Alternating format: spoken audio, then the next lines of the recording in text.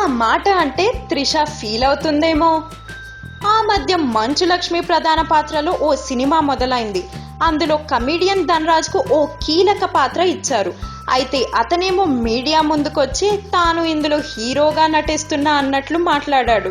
అంతే, కొన్ని రోజుల తర్వాత ధనరాజ్ ఆ సినిమా నుంచి బయటకు వచ్చేయాల్సిన పరిస్థితి.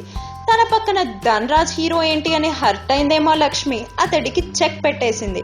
రెగ్యులర్ హీరోయిన్ కాని మంచు లక్ష్మికే అంత కోపం వస్తే మరి త్రిష లాంటి స్టార్ హీరోయిన్ కు ఇలాంటి ఫీలింగ్ ఉండదని ఎలా అనుకుంటాం? ఒకప్పట్లో హవా సాగకపోయినా త్రిష ఇప్పటికీ పెద్ద హీరోయినే కదా. త్రిష ప్రధాన పాత్రలో నాయకి అనే ద్విభాషా చిత్రం తెరకెక్కుతున్న సంగతి తెలిసిందే. అందులో కమీడియన్ సత్యం రాజేష్ ఓ కీలక పాత్ర పోషిస్తున్నాడు. ఈ మధ్య క్షణం సినిమాతో రాజేష్ ఫేట్ కొంచెం మారినప్పటికీ అంతకు ముందు వరకు అతను స్టార్ కమీడియన్ కూడా కాడు. దశాబ్దం పైగా ఇండస్ట్రీలో ఉన్న ఓ స్థాయికి మించి ఎదగలేకపోయాడు అతను. మరి అలాంటి వాడు నాయకిలో తనది హీరో పాత్ర అని చెప్పుకుంటే త్రిష కొంచెం ఫీల్ అవ్వడానికి ఛాన్స్ ఉంది. ఇంతకీ నాయకిలో రాజేష్ హీరో మాత్రమేనా, త్రిషకు జోడీగా కూడా నటిస్తున్నాడా?